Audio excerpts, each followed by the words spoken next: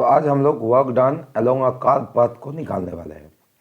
किसी curve path में अगर किसी ऑब्जेक्ट को मूव किया जाता है तो उसमें कितना वर्क डन होता है उसको हम लोग फाइंड आउट करने वाले हैं आज। तो इसके पहले हम लोग क्या देखे हैं, किसी एक ऑब्जेक्ट को किसी एक प्लेन पे रखा गया है। मान लीजिए ये प्लेन है और एक ऑब्जेक्ट को मैं इसके ऊपर प्लेस कर रहा हूँ। तो इस ऑब्जेक्ट को मान लीजिए यहाँ से हम ऑब्जेक्ट को यहाँ तक लेके जा रहे हैं। तो ये तो मान लीजिए एक प्लेन पाथ हो गया, ये तो एक प्लेन पाथ हो गया जिसमें हम लोग डायरेक्टली बोल रहे हैं कि ऑब्जेक्ट को हम लोग कुछ इस जगह से लेके इस जगह तक ऑब्जेक्ट को हम लोग मूव करवाएं, ये हम लोग डायरेक्टली बोल दे रहे। तो इस डिस्टेंस को हम लोग डी एस मान ले रहे थे। एस मानते हुए और अप्लाइड फोर्स से हम लोग क्या कर रहे थे, इसको मल्टीप्लाई कर रहे हैं वर्क डन निकालने के लिए। वर्क डन हम लोग निकाल रहे थे कैसे, फोर्स इंटू डिस्प्लेसमेंट करके हम लोग वर्क डन निकाल रहे थे। तो ये पाथ अगर स्ट्रेट ना होके कार्व पाथ हो तो उस केस में हम लोग कैसे वर्क डन को निकालेंगे। तो आज का टॉपिक का मुद्दा यही है। तो चलिए हम लोग इसको समझते हैं कैसे आज हम लोग निकालेंगे। मान लीजिए एक ऑब्जेक्ट मूव कर रहा है कुछ इस डायरेक्शन में, एक ऑब्जेक्ट कुछ इस डायरेक्शन में मूव कर रहा है, कुछ ऐसे ऑब्जेक्ट मूव कर रहा है पार्टिकल। तो देखिए यहां पर हर एक पॉइंट में जो फोर्स लग रहा है वो फोर्स सबका अलग फोर्स है। देखिए जैसे मान लीजिए ऑब्जेक्ट जब इस पॉइंट पे था, जब इस पॉइंट पे था तब इसके ऊपर जो फोर्स लग रहा था वो था ये। जब ऑब्जेक्ट इस पॉइंट पे चला गया तब जो फोर्स लग रहा है इस ऑब्जेक्ट के ऊपर कुछ ऐसे लग रहा है। ऑब्जेक्ट जब इस पॉइंट पे चला गया तब इसके ऊपर कुछ अलग फोर्स लग रहा है। ऑब्जेक्ट जब इस पॉइंट पे आ गया तब भी कुछ अलग फोर्स है, फिर यहां पर आ गया तब कुछ अलग फोर्स है। तो हर एक पॉइंट में हम लोग देख रहे हैं इस ऑब्जेक्ट के ऊपर अलग अलग फोर्स लग रहा है। और इसका जो पाथ भी है वो एक कार्व पाथ है। तो डायरेक्टली हम लोग जैसे यहाँ पर कर रहे थे, दो पॉइंट के बीच का डिस्प्लेसमेंट हम लोग को पता चल रहा था, ए से बी हम लोग डायरेक्ट मल्टीप्लाई करते हुए फोर्स इंटू डिस्प्लेसमेंट को डायरेक्ट मल्टीप्लाई करते हुए निकाल दे रहे थे। पर देखिए ये पाथ एक कार्व पाथ है, तो इस केस में हम लोगों को कैसे करके वर्क डन निकालना है, चलिए आज इसी के बारे में हम लोग बात करने वाले हैं। तो अगर कभी ऐसा केस हुआ तो हम लोगों को करना क्या है, ये जो टोटल पाथ है इस पाथ को छोटा छोटा डिवीजन में स्प्लिट करना है, बड़ा छोटा छोटा डिवीजन में स्प्लिट करना है। जैसे मान लीजिए यहां से यहां तक हो गया एक डिवीजन, ठीक है ना। इसको हम लोग मान ले रहे डेल S1, बहुत ही छोटा डिवीजन है इसीलिए हम लोग इसको डेल S1 मान रहे हैं। इस डिवीजन को मान लीजिए हम लोग मान ले रहे हैं डेल S2। सिमिलरली इस डिवीजन को भी हम लोग मानेंगे डेल S3। इस डिवीजन को भी हम लोग मान ले रहे हैं डेल S4।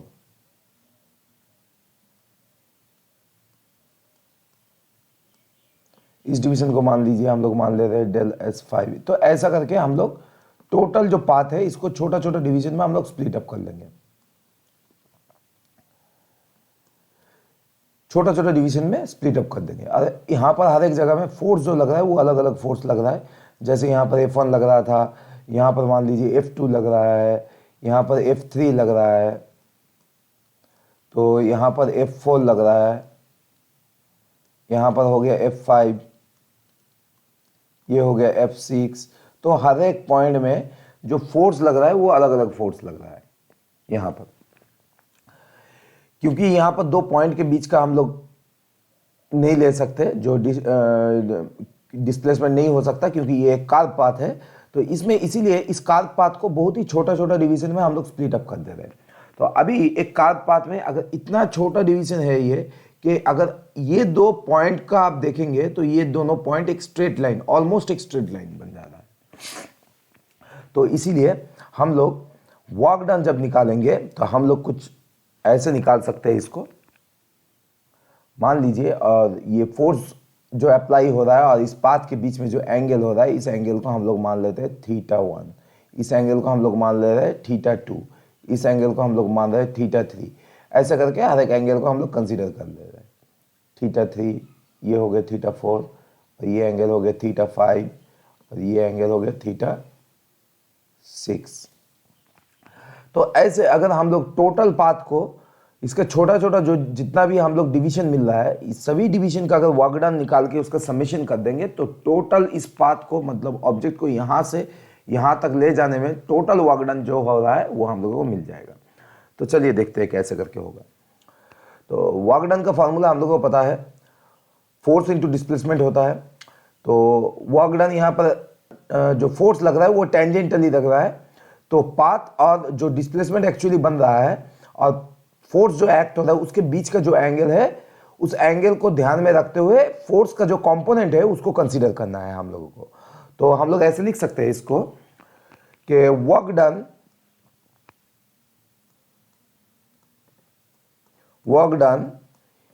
बराबर होगा, जैसे ये पहला पार्ट के लिए हम लोग कंसीडर करते हैं, तो इस पहला पार्ट के लिए हम लोग क्या बोलेंगे, force cos F1 cos theta 1 into यहां पर हम लोग दे देंगे F1 cos theta 1 multiplied by del S1।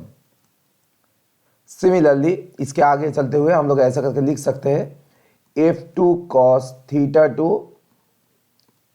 Multiply by del S2। Similarly plus F3 cos theta 3 into del S3 plus F4 cos theta 4 into del S4।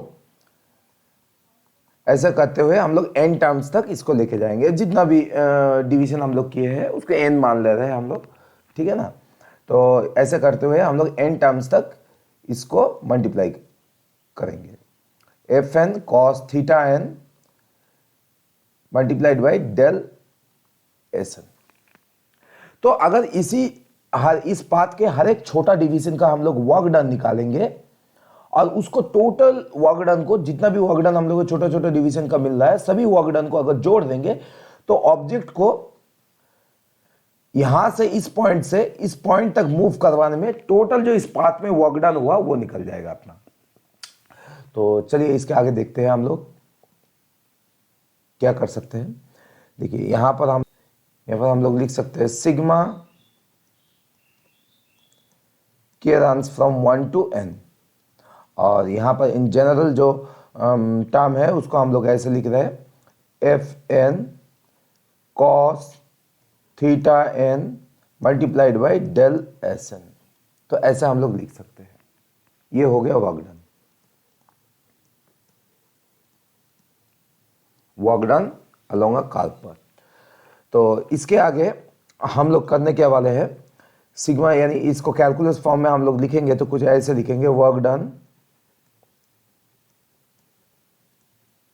Sigma भी summation है तो उसकी जगह में हम लोग इंटीग्रेशन को लगाने वाले हैं 1 to n, वेरी कर रहा है, ये हो जा रहा है Fn cos theta n multiplied by del Sn। तो ये अपना वर्क डन निकल जा रहा है, जो कर्व पाथ का रिक्वायर्ड वर्क डन जो है कर्व पाथ का वो अपना निकल जा रहा है। ये कर्व पाथ का जो वर्क डन निकल रहा है वो निकल जा रहा है। तो इसमें हम लोग क्या किए, देखिए जैसे पहला केस में, इस केस का अगर कंसीडर करेंगे आप लोग, तो इस केस में ऑब्जेक्ट को पॉइंट ए से पॉइंट बी तक मूव करवा रहे थे और ये एक स्ट्रेट पाथ था, मतलब दो पॉइंट के बीच का जो लेंथ है यानी डिस्प्लेसमेंट है, स्ट्रेट लेंथ है, तो उसको हम लोग क्या कर रहे थे, मल्टीप्लाई कर दे रहे थे फोर्स के साथ, जो अप्लाइड फोर्स हम लोग कर रहे थे उस फोर्स के साथ इस डिस्प्लेसमेंट को हम लोग मल्टीप्लाई कर दे रहे थे, तो इजीली ये वर्क डन निकल जा रहा था।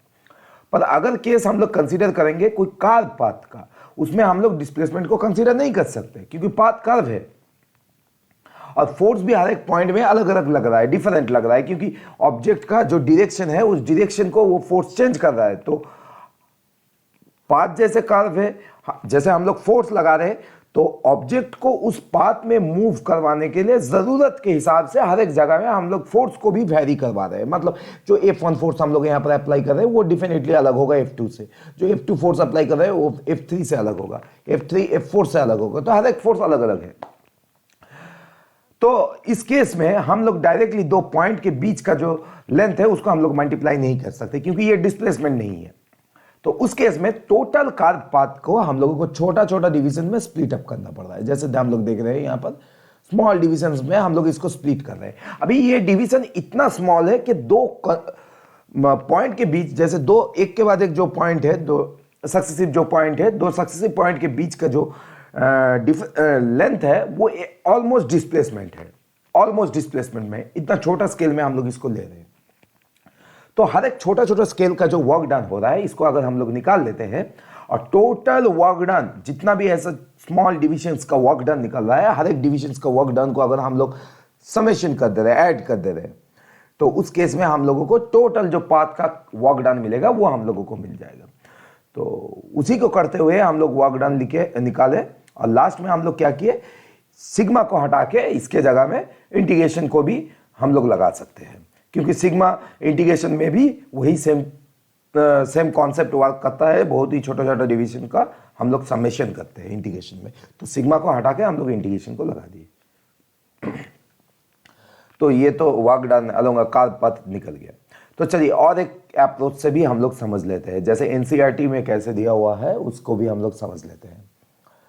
जैसे एनसीईआरटी में हम लोग देखेंगे तो कुछ ग्राफ से इसको एक्सप्लेन किया गया है, तो उसको भी हम लोग देख लेते हैं कैसे। तो मान लीजिए मैं एक ग्राफ बना रहा हूं,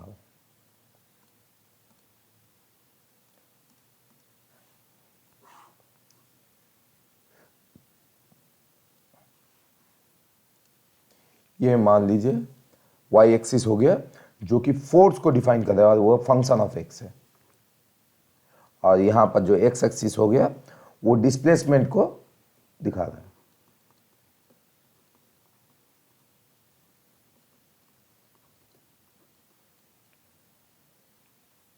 ये हो गया फोर्स। तो देखिए अगर हम लोग कर्व पाथ के बारे में बात करते हैं, मान लो कंसीडर कर लेते हैं कर्व पाथ, तो ये कर्व पाथ हम लोग कंसीडर करते हैं। ऑब्जेक्ट मान लीजिए कुछ इस जगह से मूव कर रहा है, कुछ इस डायरेक्शन में मूव कर रहा है। तो यहां पर अगर कैलकुलस से हम लोग निकालने जाएंगे तो हम लोग क्या करेंगे, पहले हम लोग करेंगे क्या, ये जो टोटल कर्व पाथ है, इस कर्व के अंदर में जो एरिया आ रहा है उस एरिया को हम लोग ध्यान में रखते हुए क्या करेंगे, इनिशियल पॉइंट और फाइनल पॉइंट से एक लाइन हम लोग यहां पर एक्स एक्सिस में परपेंडिकुलर ड्रॉ कर देंगे। मान लीजिए ये इनिशियल पॉइंट है, ये फाइनल पॉइंट है, ये इनिशियल पॉइंट हो गया, ये फाइनल पॉइंट हो गया।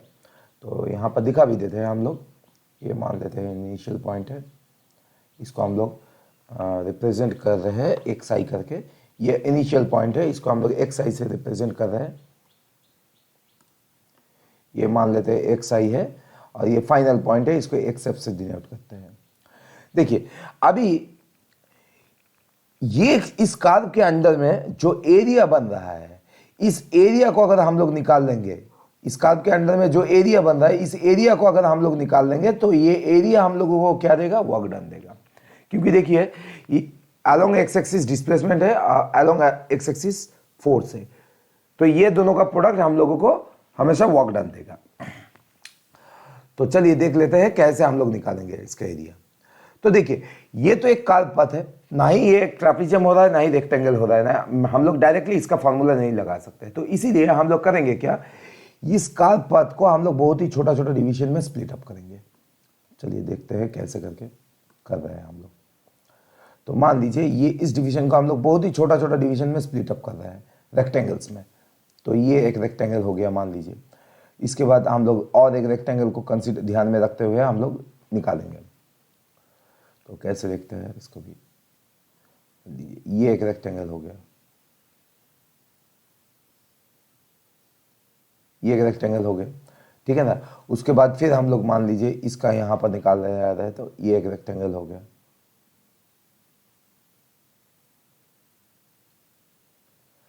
फिर हम लोग मान लीजिए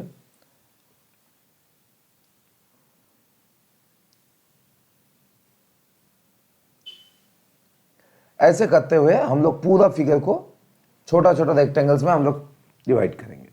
अभी देखिए अगर हर एक लेंथ को हम लोग मान ले रहे हैं डेल एक्स, ये जो डिफरेंस बन रहा है इसको अगर हम लोग कंसीडर कर रहे हैं डेल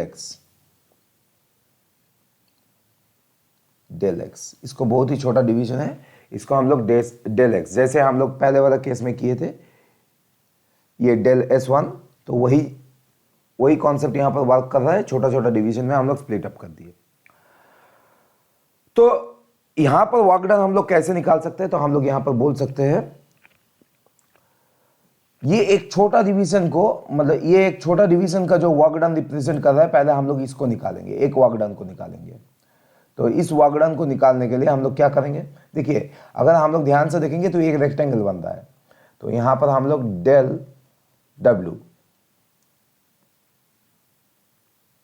ये स्मॉल जो वर्क डन हुआ है उसको हम लोग निकाल रहे हैं। कैसे, फोर्स है इधर में, फंक्शन ऑफ एक्स फोर्स है इधर में, तो हम लोग करने के वाले हैं, इस फोर्स को हम लोग मल्टीप्लाई करने वाले हैं। तो चलिए देखते हैं डेल एक्स से। तो एक एक डिवीजन कितना है, ये जो एक एक छोटा छोटा डिवीजन बन रहा है, ये डेल एक्स बन रहा है, चेंजेस हो रहा है। तो फोर्स लगा है F x into del x, मतलब फोर्स इंटू डिस्प्लेसमेंट हो गया, ठीक है ना। तो ये एक छोटा सा वर्क डन, मतलब इस ऑब्जेक्ट को इस यहां से यहां तक मूव करवाने में जो वर्क डन हुआ है उसको हम लोग निकालें। तो अगर टोटल हमको निकालना है, टोटल का हम लोग निकालना है, तो हम लोगों को क्या करना पड़ेगा, डिस्प्लेसमेंट जो है वो इनिशियल से लेते हुए फाइनल तक वैरी करवाना पड़ेगा। तो चलिए यहां पर भी हम लोग करते हैं। तो यहां पर जितना भी ऐसे छोटा छोटा वर्क डन होगा सभी के समेशन हम लोग करेंगे, ठीक है ना, जैसे हम लोग पहले कर रहे थे। तो यहां पर भी उसी कॉन्सेप्ट को हम लोग लगाते हुए हम लोग आगे करेंगे, ठीक है ना। तो हम लोग बोल सकते हैं यहां पर सिग्मा एक साइड से वैरी हो रहा है एक्स एफ तक, इनिशियल टू फाइनल डिस्प्लेसमेंट बन रहा है, और किसका मल्टीप्लाई हो रहा है, वो मल्टीप्लाई हो रहा है ये डेल डब्ल्यू का। डेल डब्ल्यू क्या है, function of x dot del x, ठीक है ना। तो इसके आगे हम लोग कैलकुलस की यूज करते हैं, limit del limit del x tends to 0, limit del x tends to 0। तो यहां पर हम लोग सिग्मा को लिखने वाले हैं, sigma x i to x F vary कर रहा है, ये हो गया function of x into del x. तो ये वर्क डन का एक्सप्रेशन मिल जाता है। तो इसी को हम लोग अगर कैलकुलस के यूज करेंगे तो यहां पर ऐसे लिखेंगे, एक्स आई से वेरी हो रहा है एक्स एफ तक, मतलब इनिशियल पोजीशन से फाइनल पोजीशन तक वेरी कर रहे हैं, और अंदर में जो यहां पर फंक्शन है उसको लिखने वाले हैं हम लोग एफ एक्स डेल एक्स। तो ये बन जा रहा है वर्क डन। तो ये फॉर्म एनसीईआरटी में दिया हुआ है, कुछ ऐसे एक्सप्लेनेशन एनसीईआरटी में है।